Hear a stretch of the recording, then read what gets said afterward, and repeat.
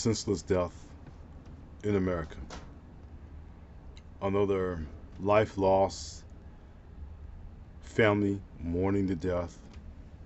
Not only that, there's a place in the earth reserved for that individual. He did not have to die. In fact, earlier, school children also suffered the same fate. Their lives haven't started yet. And now they're going to be graves reserved for them. You would ask yourself, when is this going to stop here in America? When is all this violence going to end? Unfortunately, there's not an end in sight to when the violence is going to stop, because we don't want it to stop. It's newsworthy. It's thrilling. Our politicians can keep offering thoughts and prayers all they want to, but then are not willing to use their power to stop any of the chaos surrounding us. There'll be some limited bravery from these individuals now that one of their own has been murdered.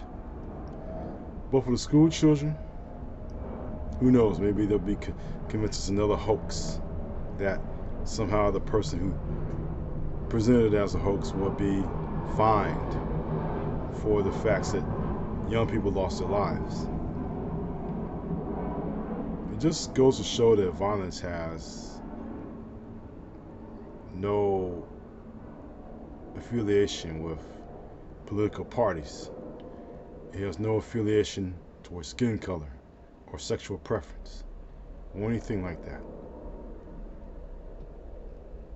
I wrote a poem a long time ago saying death wears a different color. Death is always changing shade, skin, nationality, race, political party, sexual orientation. It just doesn't matter. We're all going to die. Let's just say that. I'm going to die. You're going to die. As evidence from people that we've known, even young men that lived a block away from us, in my case, who was murdered unjustly by a drive-by shooting. Violence is everywhere, and it's always been the fabric of American life that violence seems to be the answer. You want to make a change when nothing else matters, when you tried all solutions, you tried all reasonable and rational avenues, and you find as if the answer can be found by simply using violence. January 6th of 2021, those individuals felt that the government let them down. So they proceeded to, by violence, attack the government. And the reward, they're now back on the street.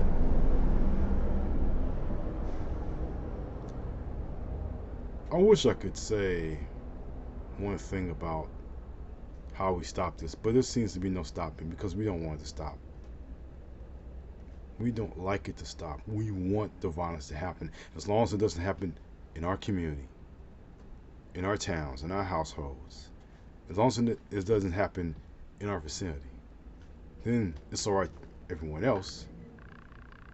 But I think good, rational people with good hearts and good spirits don't want that to happen to anyone, because of the pain involved, because of the death. That the death affects everyone around, loved ones, associates, people on the outside that they knew. And this is not just to say one person's death is better than anyone else's. It's not. One person's death is just one person's death. But the magnitude of, let's say, school children dying over a young person who has said comments that may have inflamed some people, well, let's just say that you have a greater sense of remorse towards the young people because their lives had not even started yet. They did not even have a chance to experience the world as we would want them to experience. Chance to grow up and live productive lives, no matter who they're from, where they're from, or who they are. They never had that opportunity. They never had that chance. And every time there's a school shooting, not only is the schools on alert, but it robs these children, younger people, of having to learn and grow.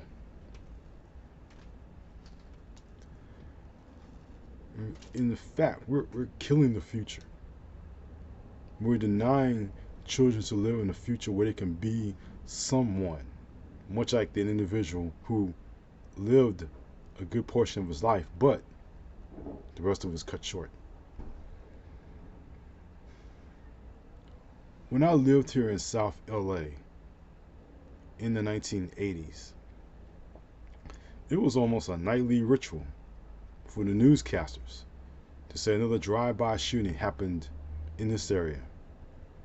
Now, I know newscasters in this area, the people behind the desk, wanted to talk about something else, some lighter news, what's going on in the nation, what's going on in the world, some positive news that's going on in the city. But the reality was they had to report that. And the reality living here in the middle of all that, we had to live that. Violence has always been a part of this nation, and it will continue to be a part of this nation for as long as time goes on. Let us face the facts here. Let's not sugarcoat this. The movies in the 1980s, as long as the enemies were Russian, oh yeah, we can blast them away. You know, Arnold, Sly, and even some other cats that copycat. As long as they were the heroes and those guys were Russian, who cares about the Russians, right? Boom. But this isn't a movie. This is not an action flick that you can just root for the good guys. Because the good guys in reality are all being shot and killed.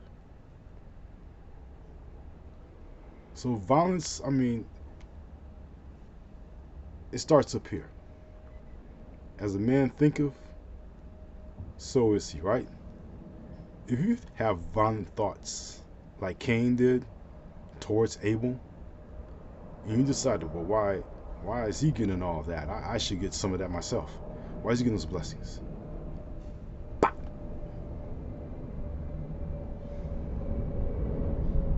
That's how Cain believed he can get the favors as well. And then there's the most important question of all, which is demanded of us today, the answer. Am I my brother's keeper? The answer should be yes. When we are brothers and sisters' keeper, we all look out for each other. But instead of that, we don't care. And every single day, as this violence is being permitted, as it's being presented in a way that, it's all about ideology and all the other social divisions that are happening, it's become acceptable as if that is the answer to everything. And it's not. It will never be the answer to anything. It will only make things worse. And truth be told, it's worse. So I just want each and every one of us watching this right now to just kind of consider, who are we becoming? Who are we becoming? If we still have those good morals and good values that we know right is wrong, and not the other way around. So let me back up. Let me back up with that.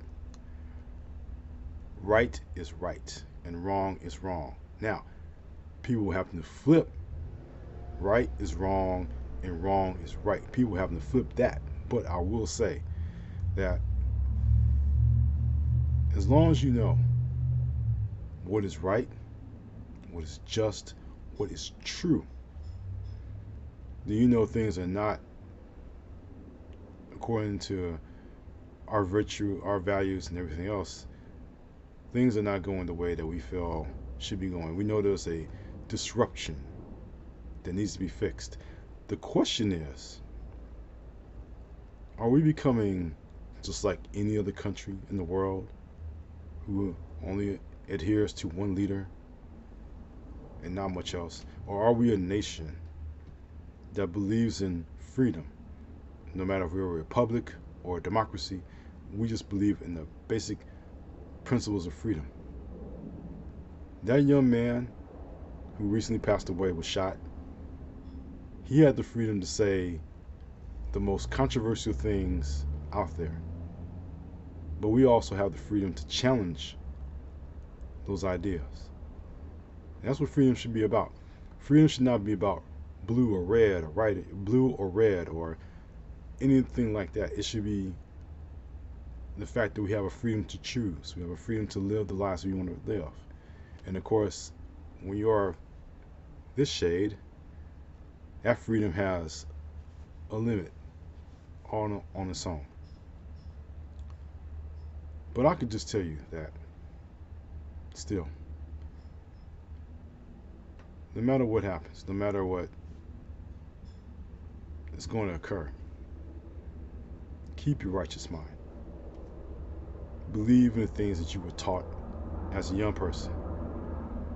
You know right from wrong. You know something isn't right. You know something has to be fixed. And it begins where you live. Okay. If someone says something that you don't like, you can walk away. Or don't associate with that person anymore. But you get the chance to express your opinion. You get the chance to express your point of view.